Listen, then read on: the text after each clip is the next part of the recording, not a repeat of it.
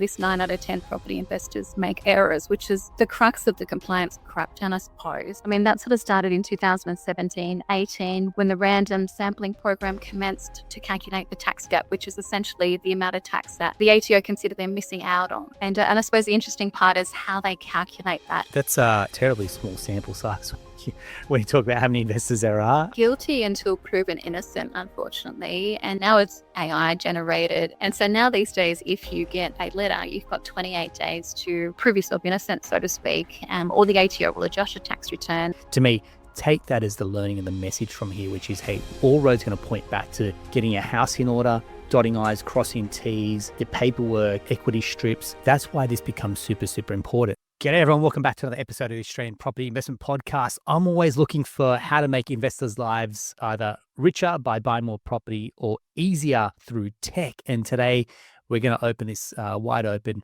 If you've followed our journey, if you've heard the boys over at APS, particularly Sam and Nick Fowl, they've become big advocates for a platform called TaxTank, and having jumped in there, had a look around, played around, and us fiddling around, I'm saying this is a game changer.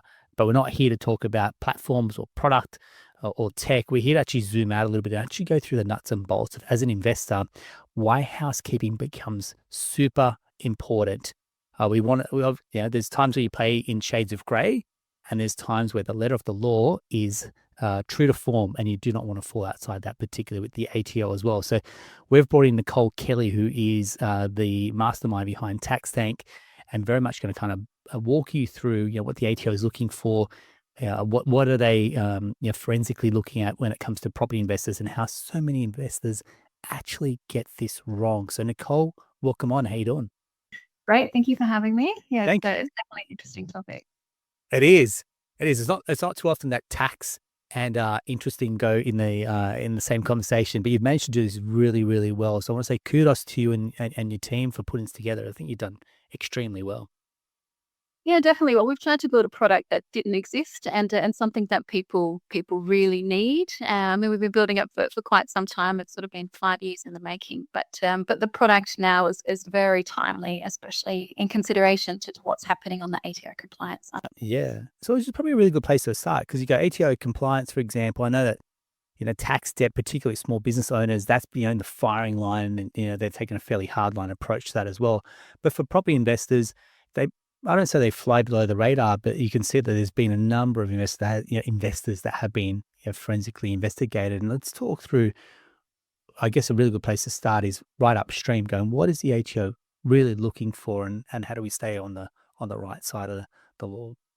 Yeah, look, I suppose a really good place to start is, this 9 out of 10 property investors make errors, which is the crux of the compliance crackdown, I suppose. I mean, that sort of started in 2017, 18, when the random sampling program commenced to calculate the tax gap, which is essentially the amount of tax that the ATO consider they're missing out on. And I suppose the interesting part is how they calculate that, especially with regards to property investors and the random sampling program itself, because this is where it's all come from, all the automation, the data matching, the AI, and obviously that's going to be put together with the digital ID, which is a bigger, more concerning conversation for a different day. But with regards to the random sampling, I think the thing that people need to understand is it's just an estimate, and in particular, the sample size is 545 tax returns, and that's for the whole populace of individuals who aren't in business, which is about 11 million of us. And of that, 116 per year, aggregated over 2 years to property investors. So the claim that 9 out of 10 property investors make errors comes from essentially 235 random samples over 2 years. And that's where it's all started. And that's been, I suppose, hyper exaggerated every single year since. And on the back of that, the property investors are at the constant focus of the ATO. Okay, that's but it's a terribly small sample size when you talk about how many investors there are, and then a bold claim that 9 out of 10. So if we talk about, okay, if we go back a step and someone's going, hang on, what's this random plan that you're talking about? What does that mean? Let's break down some of the jargon that you just mentioned there, if that's cool. So the random sampling program is the ATO's way of, I suppose, assessing individual tax returns to work out how many errors and what the value of those errors are. And then they extrapolate that to the population. So for property investors, the tax gap, as per the ATO, is 1.6 billion, I think, off the top of my head. And on the back of that, the compliance and enforcement programs come into place to be able to help us make better choices when it comes to dodgy tax returns. But with regards to the ATO, I suppose the more interesting thing is that there is no real transparency or analytics released specifically to property investors as to what those errors are. And when you have a look at individuals and the data that they do make available, many of those errors are in the ATO's favor as well. So it's really an interesting way to be able to forecast what those tax gaps are. But the reality is that's what's used. And it's a 2 to 4 year gap as well. So when they calculate it, it's from historic data, which essentially may not be relevant in today's date, but that's how they calculate it. Thanks very much. And when you say the ATO doesn't release this data, how do we know what they're flagging, and how do people then course correct at that point? Is that not made public at all? Is there some type of information that people can access? No. And we've had several discussions with the ATO and sort of group discussions trying to get some freedom of information documents out of them. We've lodged quite a few, and every single one of them has been rejected, like most freedom of information claims are with the ATO. But really, there's a lot of learning, and if individuals are making the same consistent errors, just telling us it's the calculation of loan as a portion to, personal refinancing or borrowing expenses or, repairs versus capital. I mean, there's a lot of learning with regards to specifics that underlie behind those errors that we could definitely use to help compliance and avoid those mistakes. But yeah, it's pretty vague, and the ATO doesn't specifically have measures as to whether or not their enforcement programs are even working. They still claim all those years later that 9 out of 10 property investors make errors. So yeah, someone's doing something wrong. Yeah, correct. Does the finger get pointed at the investor or the accountant? So when we're sort of having some discussions with the ATO, I mean, that was definitely something I was interested to know. But the way the ATO classify it, if there's an error in a tax return and it's been lodged by an accountant, they claim it's the accountant's fault. So even if the information that was provided by the individual to the accountant was inaccurate or incomplete, it's still considered an error on the tax agent side. Okay, cool. You mentioned before it may be claims around the interest. So how much interest you're claiming, that's investment versus personal use. This happens frequently. I can say from times that we do equity strips and you got loans that are, one property might have 3 splits against it, and over time, even us with our meticulous loan strategies, we can go back through it. Quite a few years can pass, and you forget sometimes. Okay, that equity strip related to this property because now we've consolidated loans. How does someone stay ahead of the curve when it comes to equity strips related to certain properties, for example, and I guess dotting I's and crossing T's, as they say? Well, it's interesting, isn't it? And obviously there's, software, and that's a big part of what we've tried to incorporate within what we've been building. But in addition to that, the ATO's biggest gripe is when people refinance and, and they've got less money sitting in their loan, and potentially they draw out 50 grand for a car and then they put it back. But that 50 grand that you've drawn out, the nature of the money has changed. And even now when you put it back, it's still considered personal. And so they're the sorts of things that the ATO are really interested in. And now they have the ability to access your bank accounts without you knowing about it too. So, yeah, I mean, if you're sort of doing that, obviously offsets and other strategies are something you need to consider, because it's definitely something that the ATO focus on. That's an interesting point, because, I mean, if you're listening and wondering, okay, give me some context here. Let's say, for example, you've got $1 million property with a $600K loan on it. We drop to 80%, so we can pull up $200,000 as equity that we're going to go and buy another investment property or properties with. Now, that $200K, what you're saying is if someone goes and buys a $50,000 motor vehicle for themselves, they pull that $50K out of, say, that little line of credit that we've got them, and then they go, okay, I can repay that $50K back now. You're saying that that comes under scrutiny as to I won't even say gearing, but that the use of that $50K and then putting it back into the loan. Yeah, and the ATO said the purpose of the money has changed. So even though it was investment, and the fact that you've pulled it out and put it back, it's the nature has changed, and that is no longer deductible even when you pay it back. Yeah. Okay. To know. Yeah, so that's a good it's a good sales card for offsets for sure. Oh, thank you, Nicole. Anyone that says don't get an offset account, please give yourself or your broker an uppercut. Every single 99.9% of loans that we do come with an offset account. The 0.1% is someone's on a home loan basic and they just want the basic rate. I strongly advise that you get it. I don't even advise. I didn't mandate for every client. You got to get an offset account. You pay $300 or $400 every year for an annual fee. Just absorb that as a cost of doing business. The pie gets bigger when you're buying property. So annual fees, schmanual fees, just forget about it and just move on and see it as a cost of doing business rather than the banks are trying to fleece you for a few $100. Yeah, well, then you've got the flexibility to move the money. You can take it out, you can put it back, and it's not considered the loan. So the main thing is to sort of protect the integrity of tax deductible loans in these sorts of scenarios. Beautiful. Thank you very much. Yeah, you mentioned around that you spoke about the tax gap as well. So enlighten us. What does that mean? Is that missed revenue for the ATO, for example? What does that tax gap actually mean?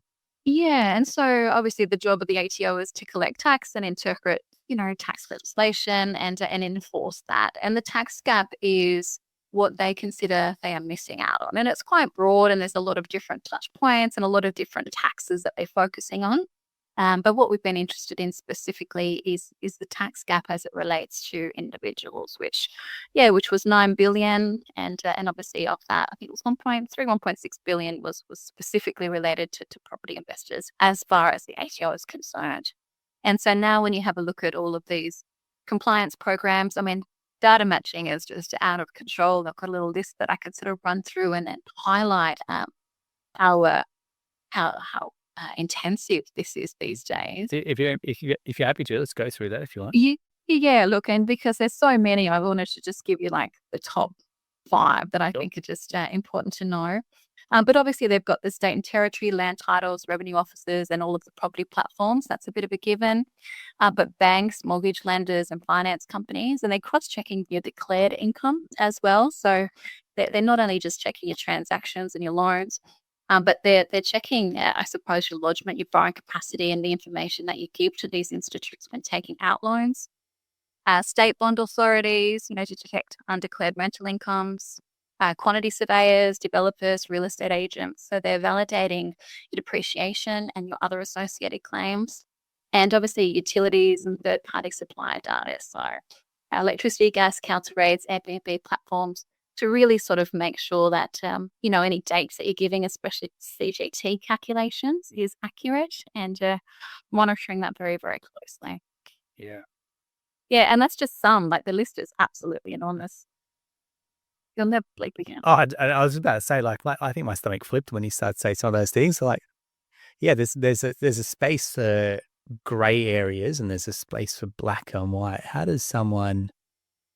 I'm not saying here, hey, you play in grey, but okay, something sort of got missed. And there could be an innocent mistake here, for example. And so is there wiggle room? Hey, you say, look, as an administrative oversight, for example, as a miscommunication between, say, an accountant or a client, is there guilty till proven innocent, or are you innocent till proven guilty?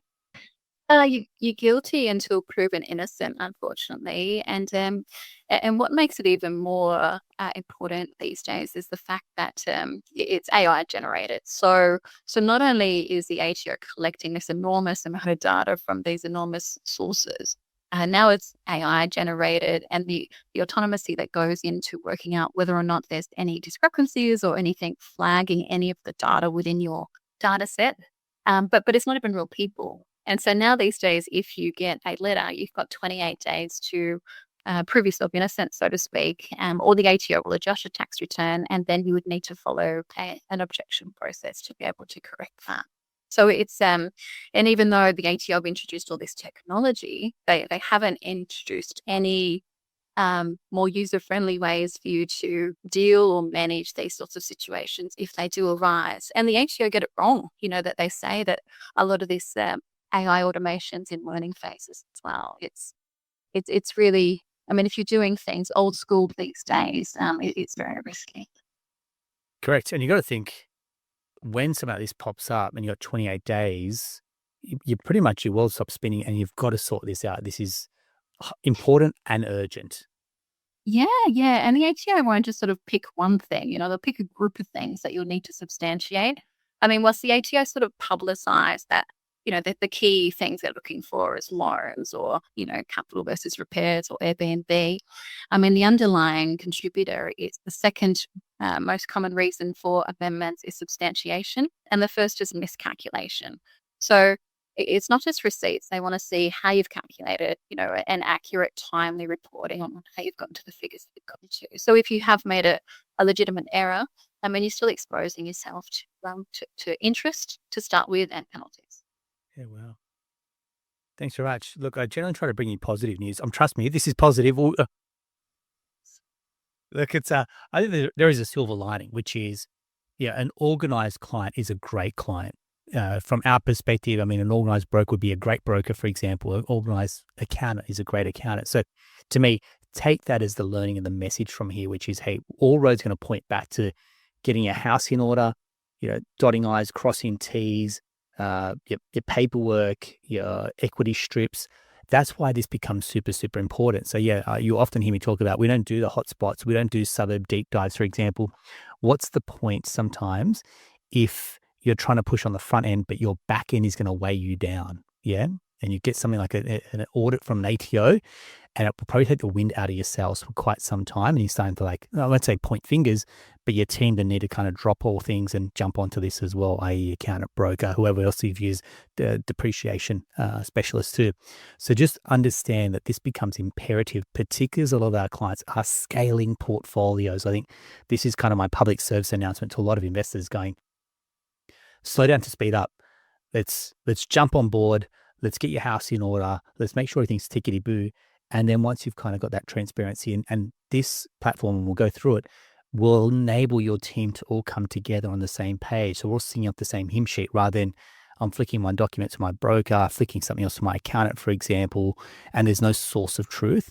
This becomes your source of truth as well. So take that as a bit of a learning or a little bit of a nudge to go, hey, look, this way housekeeping becomes very important. I'll tell you personally from running our business, for Xero, for example, it's the source of truth. Our accountant plugs in, it's one set of numbers. I couldn't imagine running one set of numbers here and then providing another set of numbers to the ATO, for example. You just wouldn't be able to keep up. Okay, so that's kind of a little bit of personal experience weighing in there.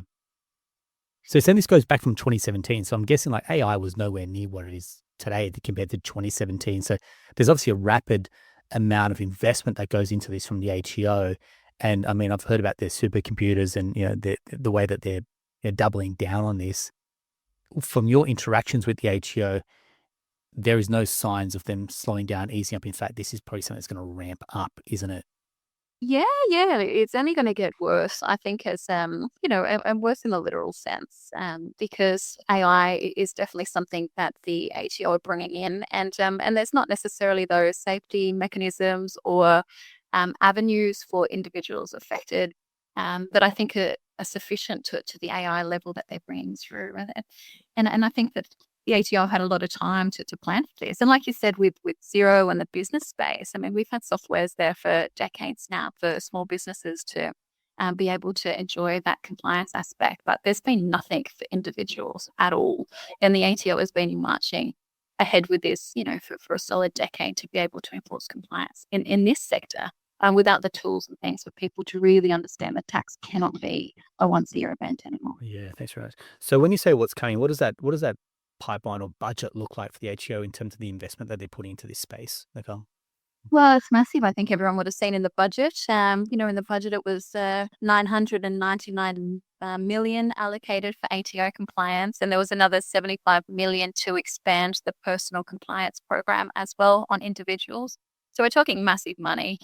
Why not a billion? I don't know. I think optically it just sounds worse, but it's a lot, and their focus really is on closing these tax gaps, and and that's not to say that every property investor or every individual gets it right all the time, but I suppose our our focus is on educating people as to how the reality of ATO compliance works these days. And obviously that there is tools out there now to be able to reshape that. And, we always say fight back against ATO compliance, but really it is. It's about being able to have the insight and, those pre-allocations to be able to get it right. Yeah, thanks very much. So in terms of data matching, again, what can investors do to get it right? So how do we kind of go back upstream to go, how do we avoid these pitfalls? How do we get it right the first time? Because what you don't know is what you don't know. Yeah, look, and people do it. I mean, yeah, I'm obviously a tax accountant, but by trade as well, and I've seen some pretty interesting methods of people sort of keeping on top of their paperwork. But it really is substantiation and having some clear path of being able to track your data and sort of do that across the year. And if you can sort of use digital solutions, especially, it's not just about tax compliance, and it's about improving the ability to have real-time conversations with advisors. It's about better decision making, but it's also about making sure that you're getting it right. You're not losing things, you're claiming every possible deduction. And, if you do get one of those ATO letters, that you're in the position to be able to provide that information timely. Yeah, great. Thank you, Rach. Cool. Do you mind jumping in and walking people through what's involved in TaxTank? So people, seeing is believing. So if you're listening to this on, say, Spotify or Apple, jump onto our YouTube, have a look at the video, because this will give you a live walkthrough as a demo, as a user, what to expect, and I guess how to leverage TaxTank to get them, get the juice worth the squeeze. Yeah, sure. All right, hang on a second. Let me share my screen. Okay. Do you see that? It's just coming up. Give me 1 second. There we go. Thanks. All right. So I'm just going to go into a little demo file. Maybe she's got some data. So essentially, to give you a bit of a background on what TaxTank is, we've kind of, reverse engineered the individual tax return into something that, almost looks like you want to kind of use it, bit of fun. But we work in tanks, property tank, work tank, sole tank, holdings tank. And they're the 4 main components of an individual tax return. And each of those tanks has functionality, not just tax compliance, but we've built in all of those, logbooks, home office diaries, all of the functionality that sort of reverse engineers, the tax compliance process itself. Every year we grandfather or we lock in all of the tax rules. So you can go backwards and forwards through your data. Everything is there. This is not a system where you just come in there and prep for tax time. This is a real live system. As things change, which they do all the time, our main focus is to be able to not just automate it, but present this data in a way that actually makes sense. When you're onboarding, obviously forecasted tax, you want to know how much tax you're going to pay, and then the goal is to obviously try and improve on that. And our actual component, as the year is progressing and you're allocating transactions in real time, we're calculating what your live tax position is all year round. So there's no more of that, tax time scramble. The idea is that, a few hours a week or whatever that may be, everything is done and live. We've got some budgeting functionality. You can invite your accountants, you can invite advisors. It's very similar to business applications in that regard. And today I'm going to focus primarily on the property tank. So property tank is probably one of our main tanks. I really like property and shoes. So this particular module got lots of functionality that I think is useful. So at a whole, it's important to know within this software, you can add properties in any ownership structure. It doesn't necessarily need to just be individual properties. You can manage properties in trusts. You can manage your super fund properties. We've got specific portfolios for land and for share properties to be able to ensure those calculations are accurate. On the property tank dashboard, we look at everything holistically. So, we don't care who owns what in what entities at this point. We're looking at the LVR. We're looking at borrowing power, net surplus ratios, average interest rates.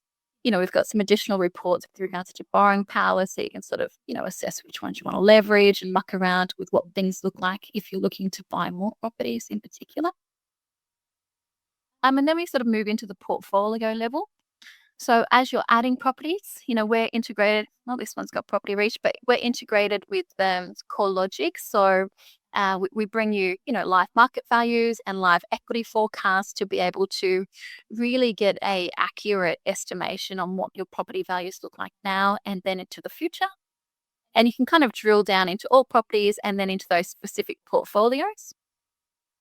Vacant land is obviously something that's changed recently, and so we've got a specific portfolio with here to be able to capitalize all of your expenses, and then once that property is built, then you can move it from one portfolio to the other to be able to start claiming from a tax perspective. But the whole time within the software, we're looking at market values, equity, tax, and cash positions. I mean, people often confuse the tax and the cash positions, and they make decisions to sell the wrong properties for the wrong reasons. So we're trying to highlight the things that people really need to be able to see easily. And then we kind of move down into the property level. You can tell it's designed by girls or pretty, and we like pictures. But yeah, here we're sort of looking at rental returns, and we're comparing the properties for the best performance in growth and tax. And as transactions are allocated throughout the year, we're continually updating this data to make it useful. And then you can kind of drill into the property. So, we have pictures, you can move through your properties. We're looking at the same data, but now sort of at those different levels. And as you're allocating bank transactions from bank feeds, which I'll show you in a sec, or, you can sort of be adding them within the property itself if they're cash specifically, to be able to build out a nice little archive of what those expenses are throughout the year. You can kind of drill in, there's documentation can be attached to all of these things. And you'll recognize that all of this stuff is reflective of what you would find in your tax return. And that's important because everything is reverse mapped to all of the schedules that accountants and advisors need as well. We obviously have income tabs, and we've got some, cool little ways to be able to capture net to growth and obviously all of those other calculations if rents are held over to be able to keep the gross income accurate. Depreciation for property is fun, of course. Everyone loves that. And so within our system, we automate that. So, we have assets added individually, so we don't, within this software, we don't have the ability for you to add just in one lump sum. And there's some reasons for that. I mean, that's sort of, I suppose, part of what the ATO are looking at, but it's never accurate. Sort of that first year schedule might be accurate initially, but things change. You replace assets, you need to be able to write them off and then obviously bring in any new assets. We also have some smart logic within our depreciation to accelerate the claim. So, once a diminishing asset item moves below 1,000, we'll automatically move it to a low value pool. New items under 300 will write off. So there's a whole heap of logic in here to make depreciation as effective as possible. And you can also manage DIY pools within here as well. So if you're building a new kitchen or, doing any of those projects, you can have capital pools with grouped start dates to ensure that compliance process is within what it needs to be. And we use the depreciation and structural groups and things within our CGT calculations if you're what if scenario or sale of a property as well. Yeah, so that's depreciation. Equity at the property level, obviously CoreLogic is what we use for a lot of this data. And you can sort of update that monthly as well with real life data to keep those things in check across your portfolio. And then I suppose from a property level, you can share properties with co-owners, to avoid any duplicate data entry. Forecasting can be updated in real time because it kind of needs to be. You can see which bank accounts are linked to which properties. And you can also sell properties within the system, whether that's, properly or if you're just sort of what if scenarioing. But we've actually sort of worked out how to utilize the information that we have, for add backs, those land holding costs to be able to calculate cost bases accurately. If I was to sell this property, let's make some good money on it. Some questions. So the whole way through, obviously, we're calculating what the capital gain is as per the ownership share for tax. And then obviously we have the concessions and the exemptions that are consistently in the spotlight too. But here we know things. We know if the 50% discount will apply from the contract dates. And then if properties have been moved, we can sort of calculate some of this stuff automatically. But the idea is that you don't necessarily need to wait for an accountant. You can kind of play around and see whether or not selling that property now in this specific financial year is something that's going to be tax effective for you. Or if you can sort of introduce things like super contributions or whatever to mitigate the burden of CGT. But yeah, so the property tank has a lot of functionality. Bank feeds is sort of the heart of it. We're open banking compliant. I think we have about 180 banks and institutes that you can link for live feeds. And similar to business applications, there's rules, you can transfer, you can bulk allocate, you can do all of those things. But in addition to that, for our software, with regards to rules, we also have a little feature so you can apply the rule automatically.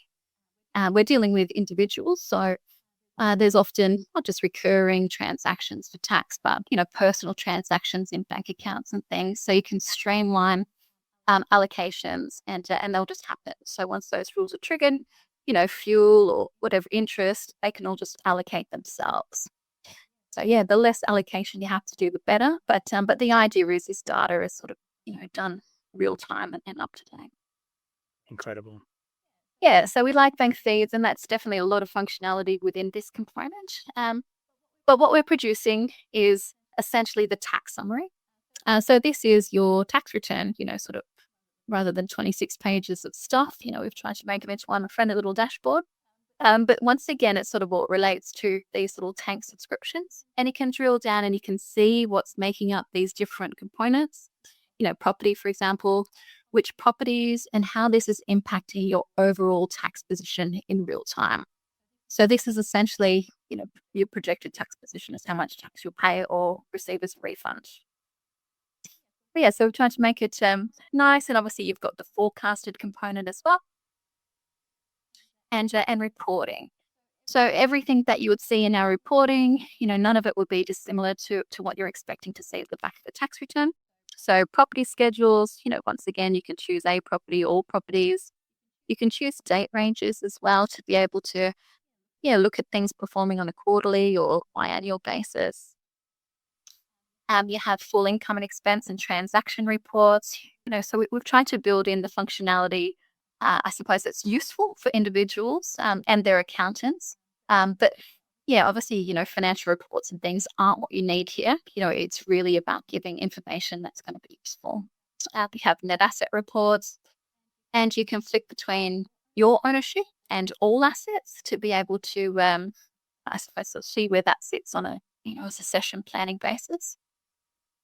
But depreciation, if you need it at the back of a tax return, we've built it within the system to be able to make that tax process much more streamlined and, sort of transitioning how you deal with your accountant and the conversations that you have from, that nitty-gritty historical to, something that's really live and progressive to be able to make better decisions. But yeah, not just property, we do sole trader incomes and work tanks. So anything that's impacting your overarching tax position, you can effectively manage within this software. I suppose the only other thing is a spare tank. It all sort of started with a spare tank a long time ago. TaxTank was an idea really to improve collaboration with my own clients in my own firm, because that transfer of data, her clients sort of wheel in suitcases and things, and your accountants, no one wants to make eye contact. But yeah, that's sort of how it all started, to be able to have that nice ability to substantiate and share. But yeah, we've sort of progressed well beyond that. But our spare tank documentation just rolls forward year after year. So if you're looking for something, or you do get one of those audit letters, then obviously here so you can come and download everything quickly. But sort of bringing it back to the ATO as well. Yeah, from bank feeds, you can auto allocate loans across multiple properties or private, and so you're calculating interest and things accurately every single time. I think that's probably definitely one of the standout features. And like any business running a CRM, anyone that's running any type of platform, it's quality in, quality out. So you got to be able to spend the time, do your housekeeping. But if you get this done right at the start, when you start to get to 6, 7, 8, 10 investment properties, your life gets a lot easier, as opposed to kind of retrofitting all this information. It feels again like a behemoth task. Start very early in your journey, get the administrative right, and then as your portfolio grows, it's just plug and play as you continue to scale. I think this is fantastic. Yeah, that's it. And I mean, there's a lot of little tricky functionalities that we've built in, even for borrowing expenses when you're adding loans. We'll auto allocate any borrowing expenses across 5 years. If you refinance, you can pay them out within the software, and we allocate any residual expenses within the current financial year. Like there's all of the things that the ATO are focusing on. We've tried to ensure that the customization within the software is definitely something that we're looking at. Hmm. Again, we'll talk multiple equity strips. We do one large line of credit and you've used a certain portion for this purchase and you've got remaining funds, for example. As much as our team tries to stay ahead of the curve from an admin perspective, I think the onus definitely has to fall on a client. For example, you can't handle this to your accountant or your broker and go, you take care of it. Your portfolio, it's definitely in your backyard without me kind of feeling like I'm distancing myself from it. As much as we want to own it, you've got to put yourself in the driving seat to really control your administration, because come 30 June, you want to give this to your accountant to get your taxes done and ideally get a refund back. This is the quick fire way to put yourself in the driving seat for admin, isn't it? Yeah, and look, I think the other thing too, properties are a long-term thing, whether that's 1 year, 5 years, 20 years, and tax legislation changes. I mean, we've always got those grandfathering provisions, and potentially that's way more important in the future than it even is now. But to be able to utilize the software that captures all of that, and people do move accountants, and people do change things over time, but if you're using a digital solution for the long haul, then you're ensuring that nothing is lost. And, when it comes time to calculating CGT, for example, that's all the data and the information that we can bring into those calculations automatically. So there's things that your accountant just may not know that you can sort of safeguard yourself across the years. Awesome. Thank you very much. I mean, take me through. I mean, so you said you had your practice and this is how, so this is your brainchild. This is you coming up with this idea off the back of maybe people asking you questions, Nicole. How did this all kind of kick off? Yeah, yeah. Well, I suppose it was a bit of a necessity. As the ATO was ramping up compliance, which sort of happened from 2017, it became pretty obvious that the way that individuals, property investors specifically, were managing their tax just was no longer sufficient. So the software started humbly. We sort of started with just document data sharing. But the reality is, that there wasn't really anything specific out there, and business applications just are not built specifically for individuals to manage tax. And then when you're building things, I suppose, where do you start and where do you stop? And yeah, like any good household renovation, you sort of start with kitchen and then you're pulling down staircases and bathrooms and things. And the software kind of took on its own life form, I suppose, to be able to manage all of those different aspects of tax. And when building it, every feature and functionality may look a little bit simple, but there's a lot of tax logic and a lot of compliance that needs to sit within each of those different modules to make it all work and to calculate tax in real time. So it's sort of a new age tool, I suppose, that's been in progress for a little bit to give individuals, that same luxury that small businesses have had in the past. Great. I agree. Look, our business thrives under zero. Like the click of a finger. I'm like, give me the P&L, give me the year to date, for example, show me where our business health and cash flow is at. It feeds into our bank account. So I can truly say firsthand, when you invest in the technology and you put good quality data in there, the insights, analytics that you do get become imperative. Now that allows Bernie and I, for example, and our account to speak the same language, to look at the same set of numbers, for example, make good quality decisions from that perspective. If you can plug in here, get your accountant, get your buyer's agent, get your mortgage broker, if you've got an advisor, for example, all singing off the same hymn sheet, it makes it very, very easy to come together. Look at your portfolio as one source of truth. Like I said, the onus is on you to get this organized as an investor.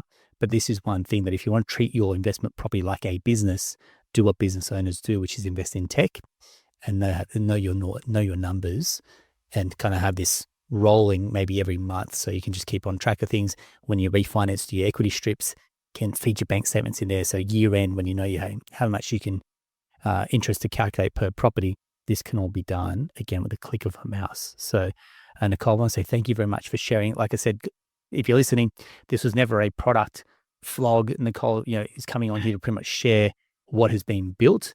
But all we know is that investors are gravitating towards this, and we've got to obviously an inkling/responsibility to show, what is best in breed, what are other investors doing as well. And this is the gold standard, what we see our top tier investors kind of embracing and running with. So Nicole, I want to say thank you very much. If you do want to reach out and this is something that you love, or you want to invest more time understanding how TaxTank works, what we might do is get Nicole to jump on, do a webinar with a lot of our clients, for example. It's something that if you're keen, Nicole, we'll launch that. So just drop us a DM saying TaxTank, check it out. And then what we'll do is we'll shoot off a special webinar to get you onboarded and having a look at the platform and the nuts and bolts of it as well. So as always, I hope you appreciate it. If you know someone that's really into their property investing/tech, share this episode with them. And Nicole, thank you very much for joining us. Thank you for having me. Pleasure. That's a wrap for another episode of the Australian Property Investment Podcast. We'll talk to you soon.